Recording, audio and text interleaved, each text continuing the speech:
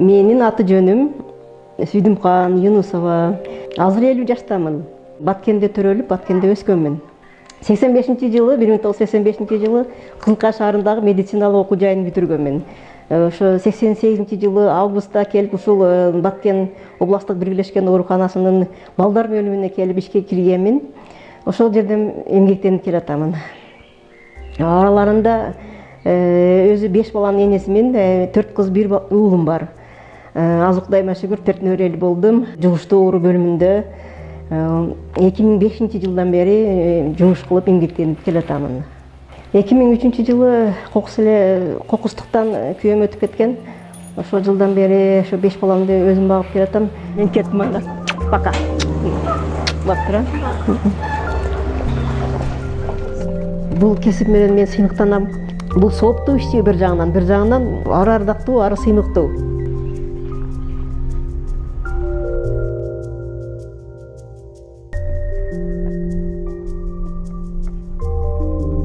Мен менен барам, 2 күндө бир барам. Мен медайымдар отпуска убагы болгондо через ден болуп калышы мүмкүн, күндө бир күн алыс. Бардыгыбыз иштеп жүргөн мелде өзү 3 пост иштейбиз.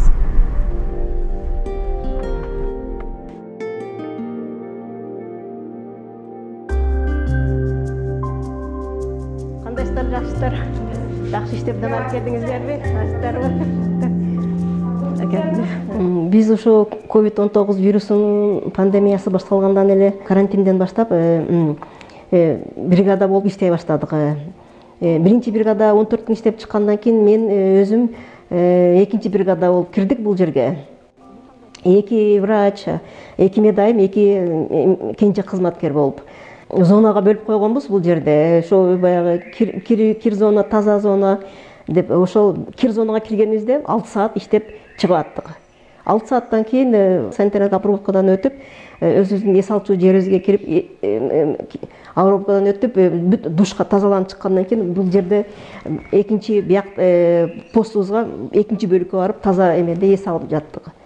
6 сааттан иштеп жаттык да. Ошол биз COVID-19 инфекциясынын тастыкталган 2 этап менен бирге иштедим мен. Анан өзү 14 күн ичинде 11 бетапты жакшы кылып чыктык да. Алардын ичинен COVID-19 вирусунун инфекциясынын шектелген учурлары болгон, калгандары, а экөө эле тастыкталган болгон. Журналдарды алып берсең, журналдардан эмелерди формациям боюнча эме кылайынчы. 50-58 деген.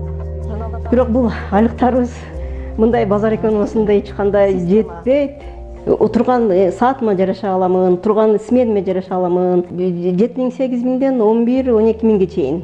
Ошондой сменге жараша саатка жараша болот да смендерибиз. Кандай медайымдарыбыз баягы отпускага эмгек өрүшүнө кеткен мезгилде кичине эме болгондо, көбүрөөк 2 күндө бир келген болгондо смендерибиз жакшы болуп 10 миңден айлык алып калабыз.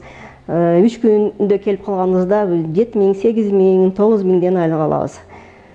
Кошумча дагы бул жерде кечинде келип сменге 5:30 келип смен, 5-те келип сменди алып, эртеменге чейин берде сменде болуп турам күзөттө.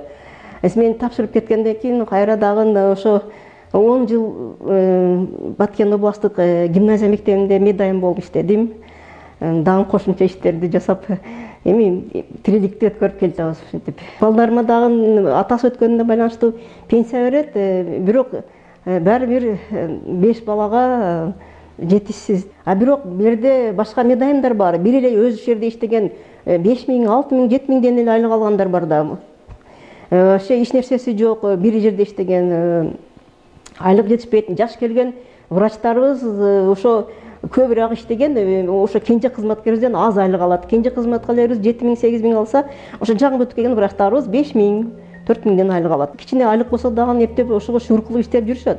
Бирок жетпейт айлыктары. Колдоого муктаж бардыгы. Мүмкүнчүлүктөн пайдаланып, ошо жогоруда отурган биздин улуу урматтуу жетекчилерге кайрылып, бийликтегиле кайрылып кетким келет. Албетте бизге камкордук көрүп келататтар. Бирок дагы үмүттөнөбүз. Дагы ушул медайымдарга быйылкы жылдан өзүңүздөр көргөндөй биздин медайымдын иши аябай оор.